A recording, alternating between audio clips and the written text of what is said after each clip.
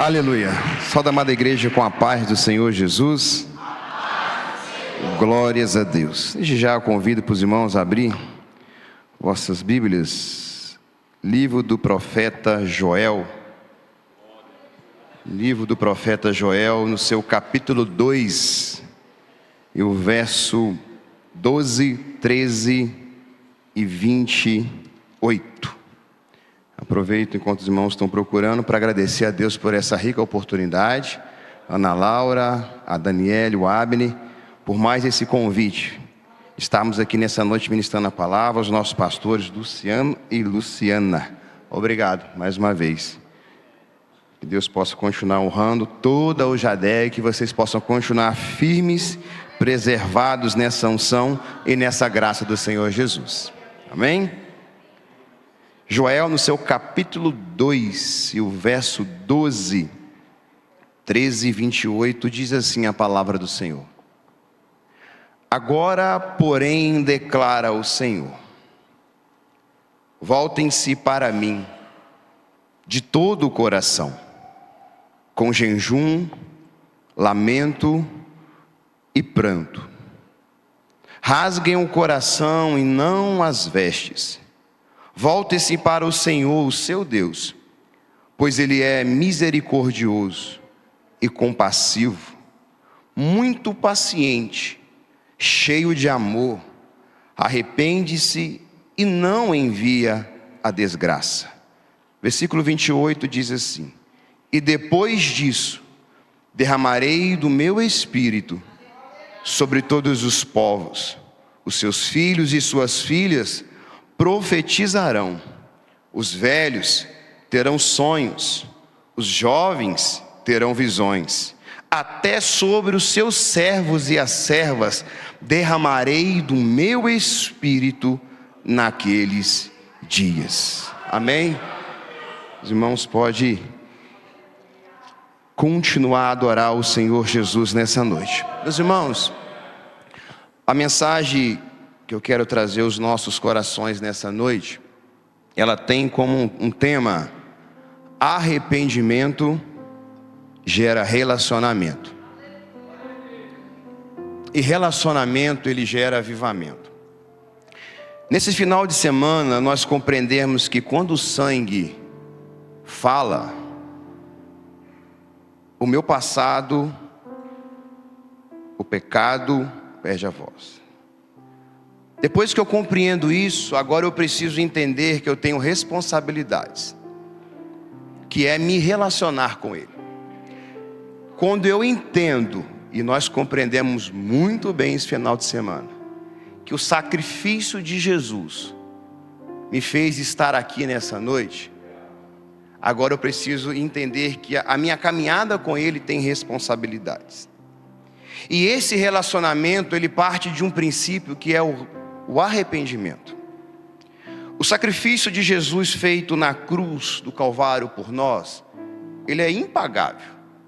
Nada do que eu faça seria capaz de pagá-lo. Porque o sangue dele derramado na cruz não tem valor monetário. Tem preço de amor. E amor não se compra. Amor se oferece. E Jesus se ofereceu por nós. Em Hebreus 9, 28 diz assim: assim também Cristo foi oferecido em sacrifício uma única vez, para tirar os pecados de muito, e aparecerá pela segunda vez, não para tirar o pecado, mas para trazer salvação aos que aguardam. Eu não consigo pagar o que Cristo fez por mim, mas o que Ele deseja de nós é que tenhamos relacionamento com Ele, pois dentro do relacionamento nós vamos amadurecer e seremos modelados por Ele. Deus deseja relacionamento. Tiago 4,8 diz: aproxime-se de Deus e Ele se aproximará de vocês. João 15,4 diz: permaneçam em mim e eu permanecerei em vocês. Relacionamento. Eis que estou à porta e bato. Apocalipse 3,20. Se alguém ouvir a minha voz e abrir a porta, eu entrarei. Provérbios 3, 5, 6 diz: confie no Senhor de todo o seu coração, e Ele endireitará as suas veredas. Relacionamento. Salmo 73, 28. Mas para mim, o salmista diz: bom é estar perto de Deus. Deus deseja relacionamento. E o que é o arrependimento? Arrependimento é a ação de mudar de opinião em relação a algo que aconteceu. Arrependimento é traçar uma nova rota. Quando eu entendo que eu errei o caminho, eu preciso fazer o retorno e me colocar no destino correto. Assim é a minha vida espiritual. Quando eu entendo que a minha vida com Deus não está de acordo com aquilo que Ele escreveu para eu viver, eu preciso traçar uma nova rota e entrar no caminho da salvação. Relacionamento é o ato de se relacionar, de estabelecer uma ligação com alguém. No nosso caso, com Deus, é o ato de estar próximo de Deus. Relacionamento vem de uma palavra do latim que é relatio, que significa restauração. Então o ato de relacionar com Deus está ligado a um processo de restauração. Quanto mais eu me relaciono com Ele, mais somos transformados e restaurados pelo poder do Evangelho. O salmista diz no Salmo 51, 12: Davi, trancado dentro de um quarto, por causa de um pecado que cometera, ele entendeu que não dá para viver sem a presença, que o homem não consegue sobreviver sem relacionamento com Deus. E ele vai dizer: devolve-me a alegria da tua salvação e sustenta-me, sustenta-me, sustenta-me com o espírito pronto a te obedecer. Relacionamento.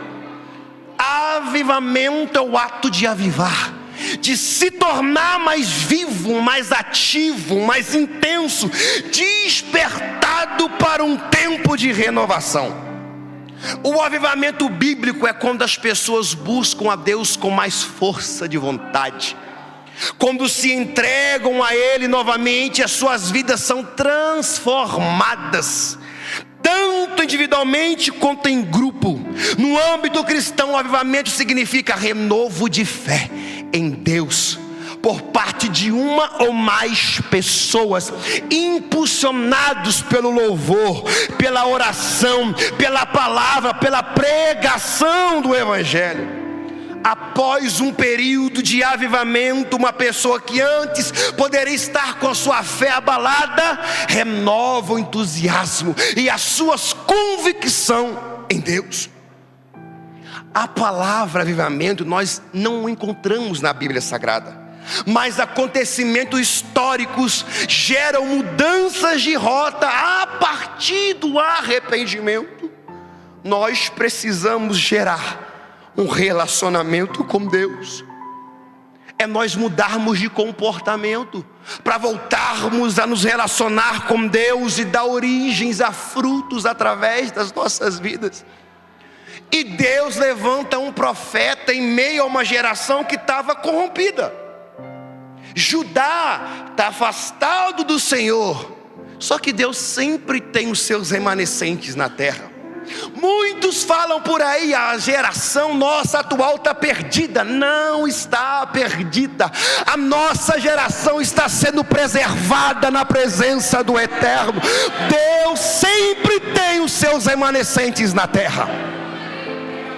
E Deus vai levantar o profeta Joel como uma voz profética em meio a uma geração que estava afastada do Senhor. Quando nós começamos a ler o capítulo 1 e o capítulo 2, que nós vamos meditar nessa noite, nós vamos ver que Deus envia uma condenação para o seu povo, o povo de Judá.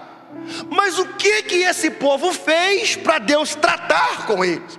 Quando nós voltamos lá no livro do profeta Jeremias, no seu capítulo 1, no versículo 15, diz assim: estou convocando todos os povos do reino do norte, diz o Senhor. Cada um virá e colocará o seu trono diante das portas de Jerusalém. Virão contra todas as muralhas que o cercam e contra todas as cidades de quem? De Judá. Pronunciarei a minha sentença contra o meu povo. Imagina a dor no coração de Deus. Pronunciarei uma sentença contra o meu povo. Por quê? Por causa de todas as suas maldades, porque me abandonaram. Olha o peso dessa palavra. Deus usando o profeta. Vocês abriram mão do meu relacionamento com vocês, queimaram incenso a outros deuses e adoraram a outros deuses que as suas mãos fizeram. E você, Jeremias, você se prepara, vai dizer a eles tudo que eu ordenar. Não fique aterrorizado por causa deles, senão eu a aterrorizarei diante deles. Hoje eu faço de você uma cidade fortificada, uma coluna de ferro, um muro de bronze contra toda a terra, contra os reis de Judá, seus oficiais e seus sacerdotes e todo o povo da terra. Quando Deus levanta alguém, Ele se responsabiliza por cada palavra que sai dos lábios do povo de Deus. Quando Deus te der uma mensagem, quando Deus te der uma ordem, vai e faça, porque nunca foi sobre você, é sobre a palavra dEle que está em você. Relacionamento.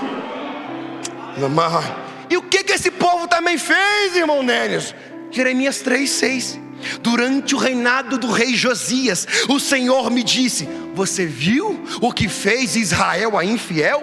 Subiu todos os montes elevados, foi para debaixo de toda árvore verdejante para se prostituir.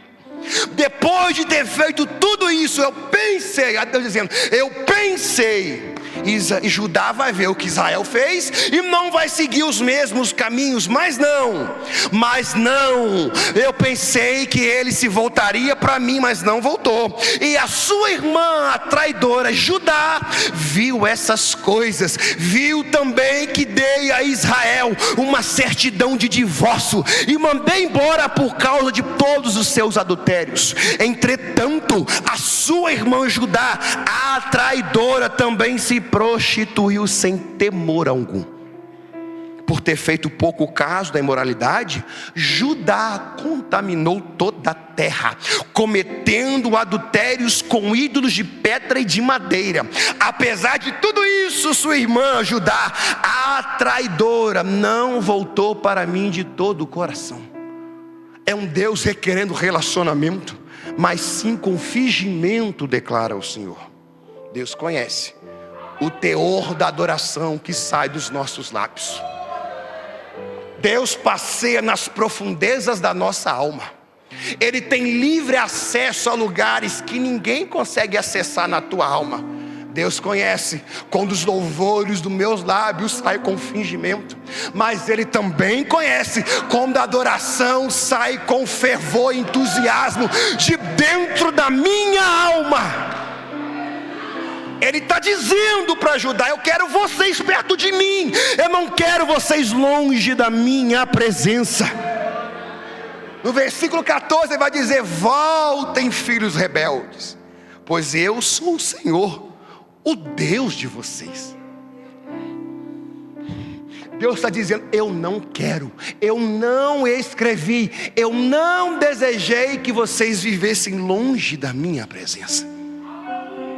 E essa é Judá, que Deus está enviando contra eles um grande exército, um exército de gafanhotos, que entra no meio da vegetação de Judá e devora tudo, tira tudo. Sem mantimento não tem vida, sem água como é que a terra vai sobreviver?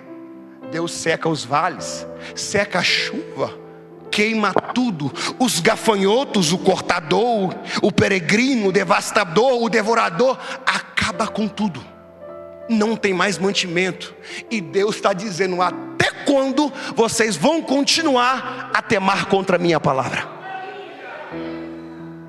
Porque tem hora que a gente só acorda quando Deus cessa tudo, quando fecha a porta, quando a despensa está vazia, quando a gente já perdeu a estabilidade, quando nós não sabemos o que vai acontecer amanhã, aí nós acordamos desesperadamente: Senhor, olhe para mim. E Deus decorda para Judá. E Judá está caminhando, confiando no que tinha nos celeiros, confiando na reserva, no pouquinho que ainda tem na despensa. Mas quando acaba, é Deus dizendo: e agora? Como é que vocês vão sobreviver sem a minha presença? Se a minha presença não está sobre vós, não tem chuva. Se eu não derramo chuva, não tem mantimento. Se não tem mantimento, não tem vida. Aí Joel é corajoso. Eu imagino Joel andando dentro da nação de Judá. E ele vai dizer no versículo 5: acordem ébrios, acordem bêbados e chorem, lamentem-se todos vocês bebedores de vinho, gritem por causa do vinho novo, pois foi tirado dos seus lábios. Joel está dizendo: não só embriaguez de vinho, eles perderam a sensibilidade e ficaram vulneráveis à queda. Joel está dizendo: ei, bêbados, acordem, o vinho foi tirado dos seus lábios. Vocês não entenderam que não dá para viver sem esse Deus, que o que está na sua mesa é por causa do relacionamento, da presença dEle? Ah, irmão, Joel é corajoso. Pão e vinho era alimento básico do povo judeu. Acabou o vinho de quem se embriagava e os cereais de quem precisava do pão na mesa de todos os dias. Uma nação poderosa e inumerável invadiu a minha terra.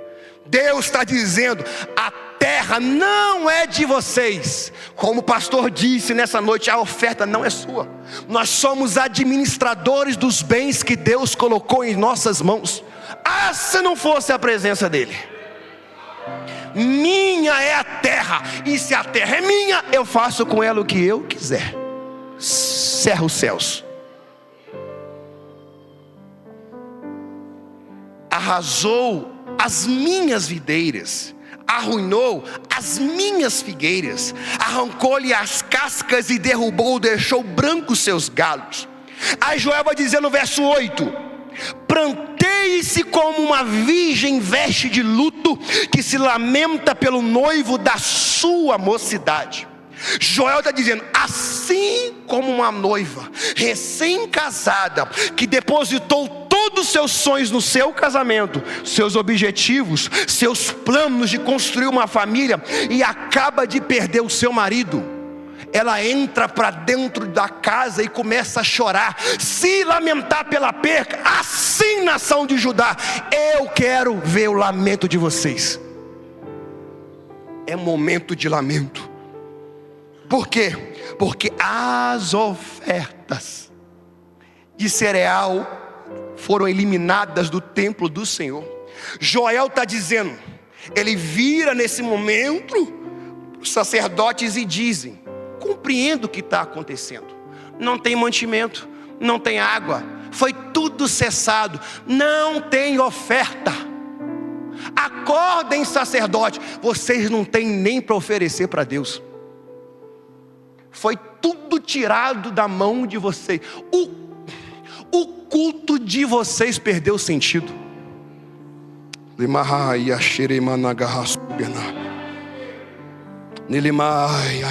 Culto sem oferta não é culto, tanto monetariamente como oferta de entrega daquilo que nós trazemos para a presença de Deus. Em Levítico capítulo 6, verso 8 e 13, vai falar sobre a nossa responsabilidade. É nossa responsabilidade como sacerdote da nova aliança manter o altar das nossas vidas em perfeito estado, como o Senhor nos orienta em sua palavra. Precisamos manter o altar em ordem, fogo aceso sobre o altar para a oferta ter o seu valor. O holocausto ficaria aceso no altar durante toda a noite, queimando. sendo oferecido a Deus como oferta. Pela manhã o sacerdote tirava a cinza e colocaria mais lenha. A chama não deveria se apagar. Fogo é um elemento indispensável ao altar. Altar sem fogo é altar sem presença de Deus. Altar sem fogo é altar em ruínas. Fogo sobre o altar era a confirmação, a aceitação do sacrifício oferecido a Deus. Fogo sobre as nossas vidas é a presença de Deus. Quando a presença de Deus recai sobre nós, nós somos agraciados por essa presença em nossas vidas. Altar sem fogo é altar sem presença. Fogo aqui não é esse movimento que nós sentimos, que eu gosto demais da conta, que é bom demais, mas fogo é a resposta, a aceitação em relação ao sacrifício oferecido a Deus. É a resposta do culto que oferecemos a Ele. Fogo não é movimento. Fogo é sinal do sacrifício que foi recebido por Deus. É Deus dizendo: eu aceitei o culto de vocês. É Deus dizendo para ajudar: vocês não têm mais oferta. O culto de vocês não tem sentido. Por isso que eu preciso que vocês se voltem para mim novamente. Alamai, eremai, acha. Alamai, achou, yaramai. Hoje não é necessário mais oferecer sacrifício de animais e de ofertas de cereais, pois na cruz, Jesus, o nosso sumo sacerdote, se tornou o próprio holocausto, o próprio sacrifício por amor a nós. Porque quando o sangue fala, o passado perde a voz. Serei foi a rachinima. Nelemando coi aremai acha. Seremundo sou. Se não tem oferta, não tem fogo. Se não tem fogo, não tem presença. Se não tem presença, não tem vida eterna com Ele. É um caminhar com Deus. Judá tinha tudo de bom, mas se esqueceu da melhor parte. Se esqueceu de Deus. Perderam o relacionamento com Ele. É por isso que Joel entra em meio a uma nação que está perdida, que está necessitando de se voltar para Ele. E ele vai dizer para o povo: olha como estão arruinados, a terra está seca. A terra chora, Judá. O trigo está destruído, o vinho acabou, o azeite está em falta. Aí Joel agora vai tratar com os comerciantes, com os empresários da época. Ele vai dizer: desesperem, agricultores, chorem, produtores de vinho, fiquem aflitos pelo trigo e pela cevada, porque a colheita foi destruída. A vinha está seca, a figueira murchou, a romanceira, a palmeira, a macieira e todas as árvores do campo secaram. Eu lembro do que Jesus diz em João 15:5, que sem mim vocês não podem fazer coisa alguma. Se não fosse a presença. E no final do verso 12 ele vai dizer: secou-se mais ainda a alegria dos homens. O pecado da indiferença tira a alegria dos lábios dos homens. Quando a nossa adoração se torna indiferente, quando nós estamos na casa de Deus, está aqui ou não está é a mesma coisa. Quando a indiferença recai sobre a nossa vida cristã, estando com Ele, não estando com Ele, vindo aqui, não faz diferença nenhuma. É isso que Deus está dizendo para ajudar. Vocês não estão nem aí para a minha presença. Estão sobrevivendo com o que restou. Para vocês o que restou é o suficiente, mas eu tenho coisas novas para vocês. Chega de viver com o resto, irmão. Não se satisfaça com o resto que está dentro da sua alma. Se renova pelo Espírito que é inabalável dentro da alma de vocês. Se saciam mais com a presença de Deus. Não se contenta somente com o final de semana cheio de Deus. Leva essa adoração diariamente com vocês. O que nós vivemos no final de semana foi para nos impulsionar a continuar desfrutando desse relacionamento. O relacionamento com Deus não fica ali te esperando na porta 3 vezes por semana, que você abre, entra por essas portas, é cheio e depois deixa na porta. Não, relacionamento com Deus é diariamente, é na escola, é no trabalho, é dentro de casa. É lá que Deus se revela para você.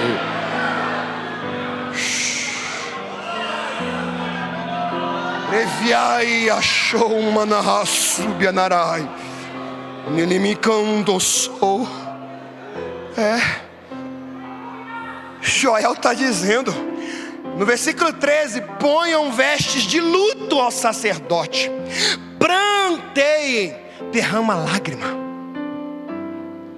Joel está dizendo: chega de olho seco, chega de alma seca, alma vazia. É momento de encharcar os olhos. Mas eu quero que vocês chorem alto.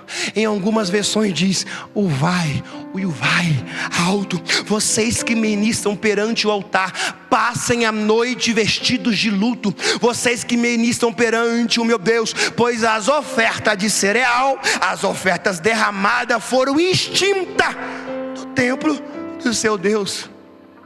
Sacerdote, é o momento de se voltar para Deus. Eu sei que às vezes o momento que a gente vive nos enfraquece um pouco, nos faz baixar a guarda, mas não permita-se viver com os seus olhares secos, com a alma abatida. Nós servimos a um Deus de renovo. Basta você dobrar os teus joelhos, seja onde estiver, que Deus não se limita a 4 paredes. Basta você dobrar os seus joelhos aonde você estiver, e essa presença invade.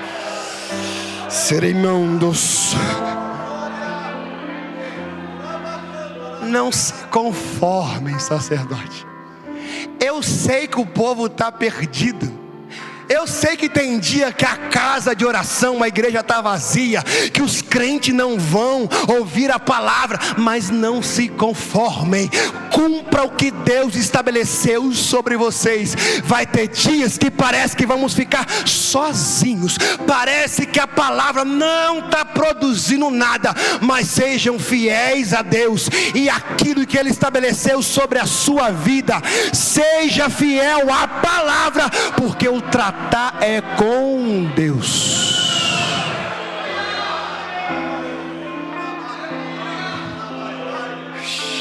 Sacerdotes, vocês estão preocupados com coisa que é para Deus fazer.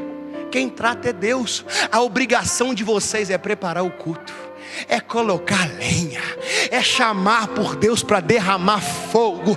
Deixa que Deus trata com as suas sementes. Ele vai dizer: é momento de decretar um jejum santo.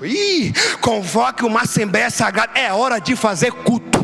Não é momento de ficar dentro de casa se lamentando porque um não foi, porque o outro está criticando. É momento de reunir o povo para cultuar. Reúna as autoridades, os anciões, todos os habitantes do país. Aonde?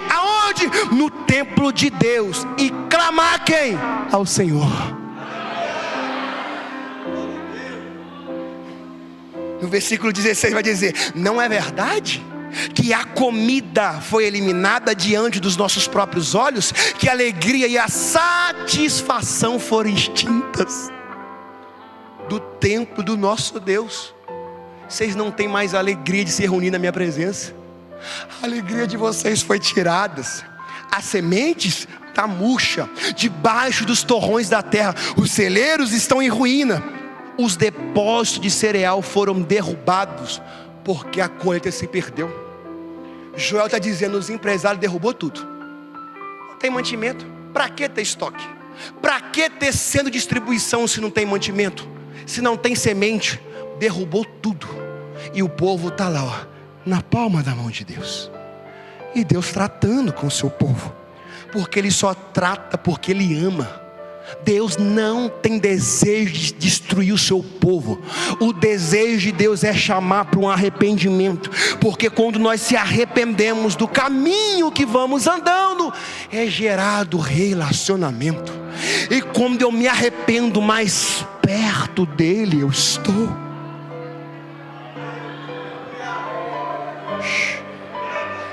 Aí o profeta, Dani, sente o peso da palavra.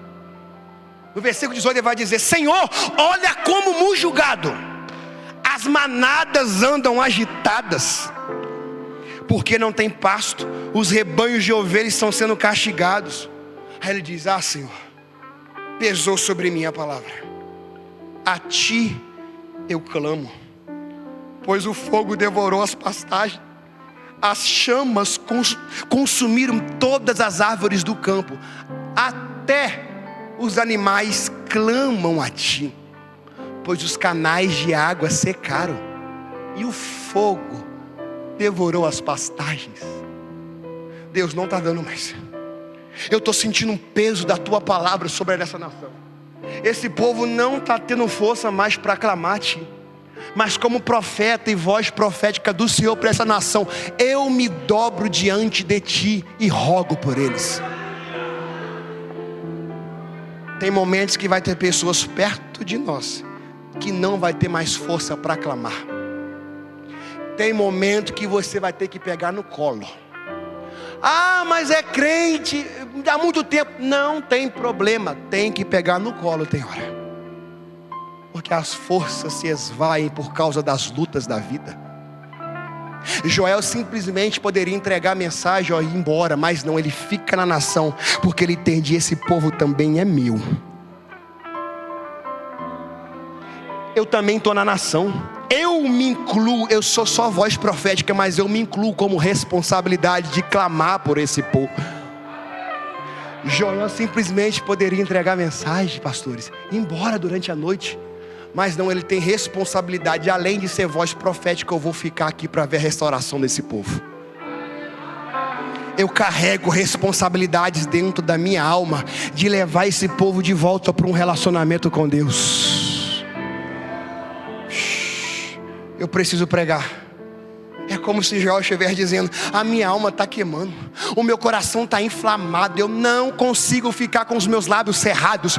Eu preciso pregar para esse povo, e eu vou clamar para esse povo, para eles entenderem que não dá para viver longe dessa presença.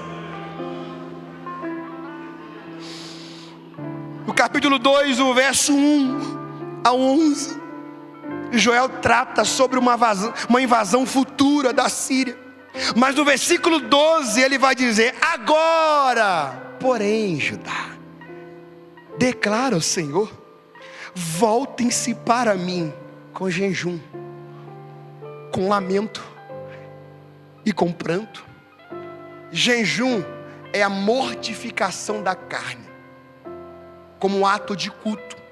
Uma renúncia em busca de uma aproximação de Deus.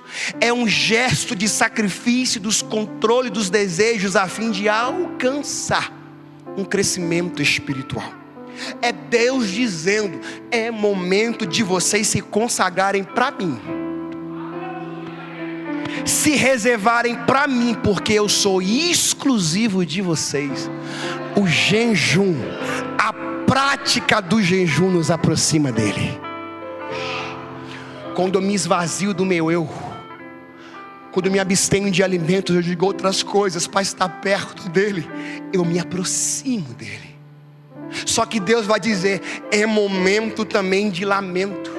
Lamento no hebraico é quinar, é cantar, entoar. Os lamentos bíblicos são expressões de sentimentos de tristeza, lutos transformados em canções. É Deus dizendo: cantem de forma genuína o que está no coração de vocês. Eu tenho restauração para vocês. O coração de vocês chora pelo tempo de provação, mas em breve virá o tempo de provisão. É momento de entoar canções. Na luta, crente, não se lamenta, não murmura. Quando der vontade de murmurar, troque a murmuração por oração. Passa a trocar a murmuração por oração, que você vai ver como é que o seu dia vai terminar. Quem começa o dia murmurando, termina o dia trancado dentro de um quarto, com a coberta sobre a cabeça, se lamentando. Mas quando eu troco a murmuração por oração, as coisas podem até não ser resolvidas, mas o meu dia eu termino de pé, porque eu sei que é tudo no tempo dele. E ele vai dizer, é um momento de pranto. Pranto é o choro intenso por algo ou alguém. Uma expressão emocional genuína, verdadeira. É Deus dizendo, abrem a alma, expresse o que está aí dentro. Eu quero curar vocês. Eu quero encharcar a terra seca. Eu quero trazer vida para o coração de vocês. É momento de se prantear. Se voltar para Ele com pranto. Eu vou encharcar essa terra que está estéril, que não está gerando vida. A chuva seródia, o bálsamo de Gileade, quando recai sobre uma terra estéril, irmão, aquele que não gera, começa a gerar. Porque tem um momento sim que Deus deixa a nossa vida estéril. Lembra de Ana? No capítulo 1 de 1 Samuel, no versículo 5, a Bíblia diz que o Senhor deixou o ventre dela estéril. Foi Deus que deixou. Porque Deus queria ver o quê? Ana aos pés dele, buscando a presença dele, se relacionando com ele. Ana poderia ficar se lamentando, batendo boca com Penina, perdendo tempo arrumando briga, mas o que ela fez? Foi para o joelho. Porque ela entendeu, eu não vou ganhar essa briga com os meus braços, mas eu vou ganhar essa luta com os meus joelhos calejados. Tem hora que a gente perde tempo batendo boca, quando Deus está chamando por secreto para orar. Ora, tem coisas que não vai ser você que vai resolver. Enquanto a sua mão estiver, Ele tira dele. Mas quando você entender que tem coisas que é Ele que vai fazer, a mão dele recai sobre a sua. Ana vai para o templo, ora, e no ano seguinte ela gera um menino. Um simples menino. Profeta, sacerdote e último do juízo. Por quê? Porque uma mãe que sofreu uma perseguição decidiu mudar o quadro da história através da oração. Para de perder tempo batendo boca. Vai para o secreto com teu pai, porque o teu pai sabe o caminho certo de resolver essa situação. Entra no processo e compreende o que Ele tem para fazer. Eu sei que tem hora, e na maioria das vezes aquilo que Deus faz não nos agrada. É por isso mesmo que Ele faz. Porque Ele nos coloca no caminho da retidão, para a gente sempre entender que se não for Ele, que se não for a presença dEle, nós não conseguimos terminar o dia de pé. Deus está chamando Judá, e Ele vai dizer para eles, rasguem o coração, não as vestes. O ato de rasgar as vestes, as escrituras descrevem várias situações em que pessoas rasgaram suas próprias vestes. Entre os judeus era uma expressão de fortes sentimentos, provocado por desespero, sofrimento, humilhação, indignação e luto. O ato de rasgar as vestes. Você lembra? quando Rúben rasgou as suas vestes, quando descobriu que o seu plano de livrar o seu irmão José não deu certo, visto que José foi vendido como escravo? Lembra do pai dele, Jacó, rasgou as suas vestes quando achou que José tinha sido devorado por um animal selvagem? Lembra quando Jó rasgou a sua túnica, quando lhe disseram que todos os seus filhos tinham morrido? Lembra de Josias, quando ouviu a leitura do livro da lei, reconheceu os erros do seu povo e ele rasgou as suas vestes? No julgamento de Jesus, o sumo sacerdote Caifás rasgou as suas vestes quando ouviu algo que julgou falsamente ser blasfêmia. Mas Deus dava mais importância como a pessoa era no coração, ou seja, se ela realmente estava arrependida. É por isso que ele diz para o seu povo, através do profeta Joel: rasguem o coração e não as vossas vestes. O ato de rasgar as vestes só tinha valor se eles se rasgassem por dentro, porque arrependimento gera relacionamento. Assim somos nós. Precisamos sentir a necessidade de uma restauração de dentro para fora, não por aparência. E Cristo está aqui nessa noite para nos ajudar a sermos restaurados pelo poder da sua palavra. Não sejamos sepulcros caiados. É uma beleza por fora. Quem olha de fora vê beleza, mas o coração está arruinado, está apodrecido, está doente, está carente pela presença de Deus. Restauração de dentro da alma. Precisamos começar a voltar a ser sincero com Deus no quarto secreto. Não chegar diante de Deus, resumir a oração. Você sabe o que eu preciso? Sabe qual foi o meu dia? Amém, tchau, e vai dormir. E todo dia fica nessa rotina. Quando eu entro para o secreto, eu preciso começar a dar nome às minhas dores, a dar nome. Ser sincero com teu pai. Fica tranquilo, ele é teu amigo, o teu verdadeiro amigo. Ele não quer saber das suas falhas para sair postando no Instagram, não. Ele quer saber das suas falhas para restaurar o teu coração, para restaurar a tua vida. É você dizer para ele o que está doendo na sua alma. Deus, eu não suporto mais isso. Seja sincero. E se tem alguém que tem prazer de ouvir a sua criação, é o teu Criador. Estar com Deus não é gastar horas, é investir tempo. Estar com Deus não é perder tempo, é investir no tempo que vai te levar para a eternidade. Hoje nós trabalhamos para investir no futuro melhor, legal. Mas e a sua vida espiritual? O investimento que você faz hoje nela está dizendo para onde a sua alma está indo. Porque assim como o inferno que vai levar os perdidos é real, o céu também é real. E o desejo da minha alma é que todos nós, no ressoar das trombetas divinas, possamos se encontrar nos ares com Cristo crucificado e ressurreto da cruz.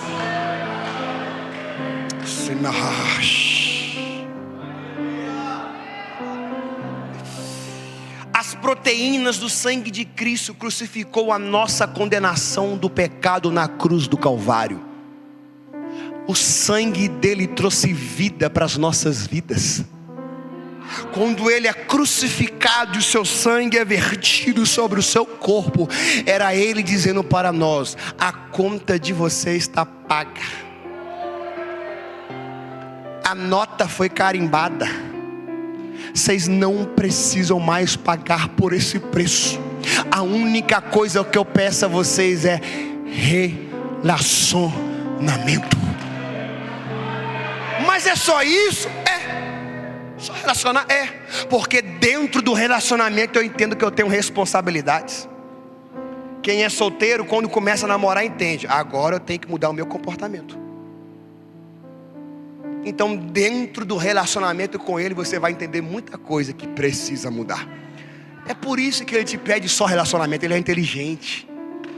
Porque dentro do relacionamento, você mesmo, é como se a gente colocasse um espelho de frente para nós, e nós começarmos a enxergar não o nosso corpo físico, mas a nossa alma.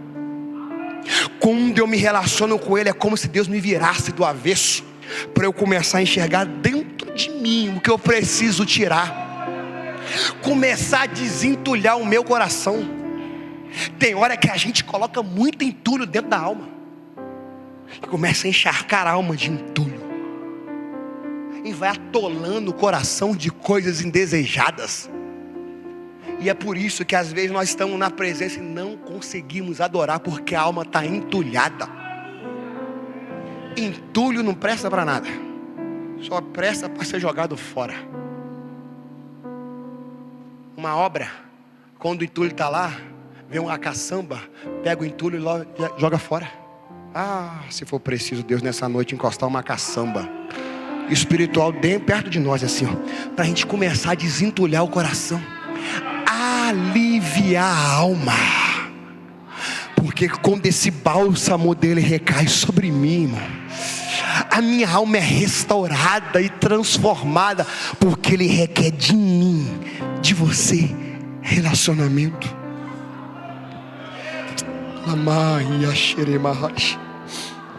Para encerrar, no versículo 16 ele vai dizer: reúne o povo, consagre uma assembleia, é hora de culto, ajunte os anciões. Joel vai dizer: reúnem as crianças. Não, criança não vai ficar jogada no cantinho, não. Criança também tem coração de adorador. É hora de chamar as crianças, mesmo as que mamam no peito, é hora de adorar. Os recém-casados que desfrutem do matrimônio, da lua de mel, é momento de deixar um pouquinho o casamento de lado, entrar no templo e clamar por arrependimento. Devem deixar os seus aposentos.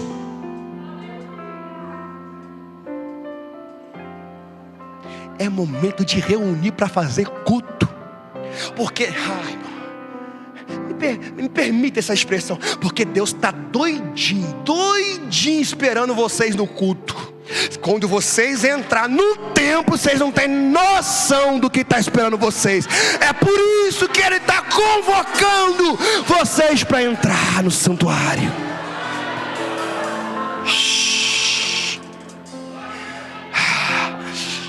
Jesus, está acabando. Que os sacerdotes que ministram perante o Senhor chorem entre o pórtico do templo e o altar orando. O pórtico do templo é um lugar coberto que ficava na entrada do templo, entre o altar.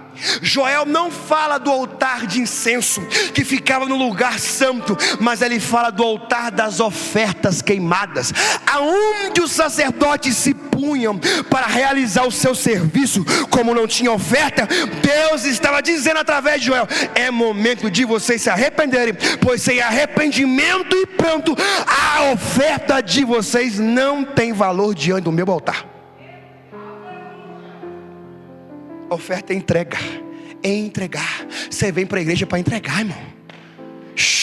Você vem para aqui é para entregar louvor, adoração, renúncia.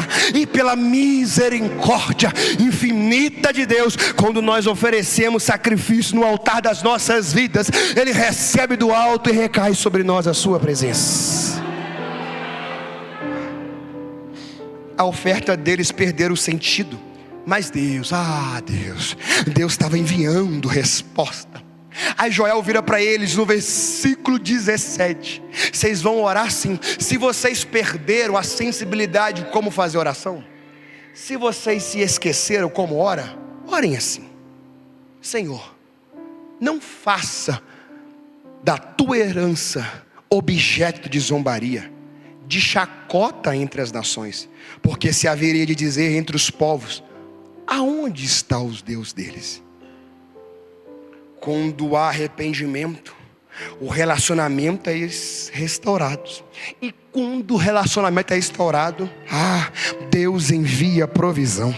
No versículo 18 em diante, o Senhor, irmão, Ele mostrou zelo pela sua terra e teve piedade do seu povo. O Senhor respondeu ao seu povo: eu estou enviando trigo, vinho novo, azeite o bastante para satisfazê-los plenamente.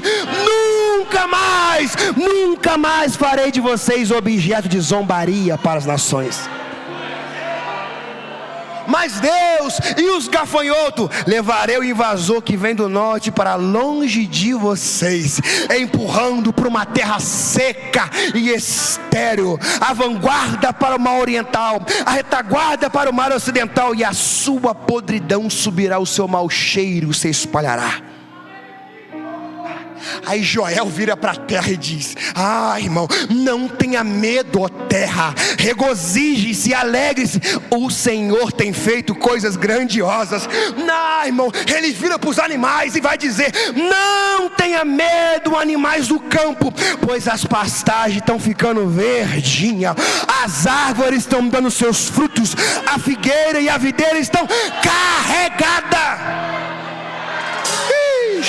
Tem frutos sobre a terra. Por quê? Porque vocês reconheceram que sem relacionamento não tem provisão.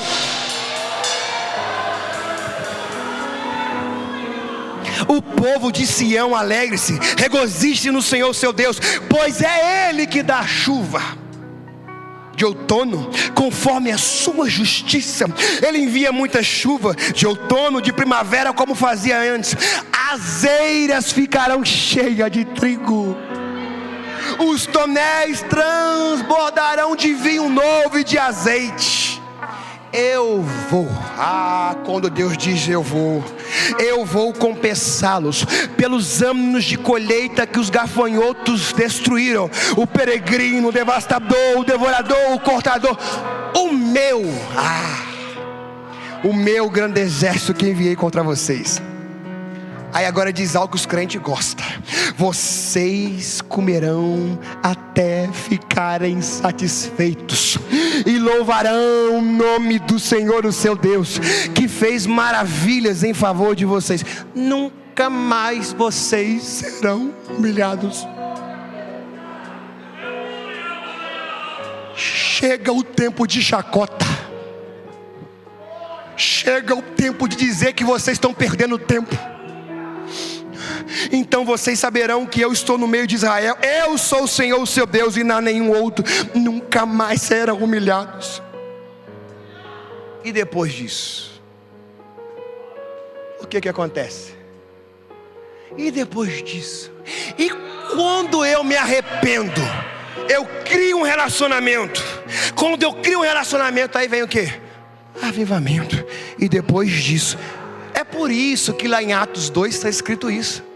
Você acha que é só algo que eles lembrou de Joel? Não, é por causa dessa promessa que em Atos 2, o Senhor, depois disso, derramarei do meu espírito sobre todos os povos, os seus filhos e as suas filhas profetizarão, os velhos terão sonhos, os jovens terão visões. Sobre os seus servos e servas derramarei do meu espírito naqueles dias. O derramado Espírito Santo é para todos, sem distinção de raça. A cruz do Calvário deu acesso a todos que querem. Deus não é colocado dentro de uma caixinha e você dá ordem para Ele, quem sente a presença dEle. Não, a cruz do Calvário abriu acesso a todos que anseiam e desejam por essa presença. Agora eu encerro. E avivamento. Alguns momentos na história foram marcados por sinais de grande avivamento. A Bíblia não retrata sobre essa palavra, como eu disse, mas acontecimentos foram gerados e pessoas foram impactadas por essa palavra. Em 8 de julho de 1741, Jonatas Edwards pregou um sermão conhecido: Pecadores na mão de um Deus irado. O sermão foi baseado em Deuteronômio 32:35. Minha é a vingança, e eu retribuirei no devido tempo aos pés, e os pés deles escorregarão. O dia da sua desgraça está chegando, e o seu próprio destino se aproxima deles. Jonatas proclamava a ira de Deus contra o pecado, e uma petição aos ouvintes para uma vida santa. Quando ele ministrava sobre o juízo divino, enquanto ele pregava, as pessoas choravam e clamavam por arrependimento, enquanto outros se agarravam às colunas da igreja como se estivessem sendo engolidos pelo inferno, pois a palavra revelava que estavam insensíveis a Deus, pareciam estar longe de Deus, pareciam se reconciliar com Deus. Todo avivamento que aconteceu vem acompanhado de arrependimento. Avivamento sem arrependimento é só barulho e lata vazia. Pode procurar, toda a história de acontecimentos de avivamento era acompanhado de arrependimento. E o último agora, Evan Roberts e o avivamento no país de Gales, em 1904.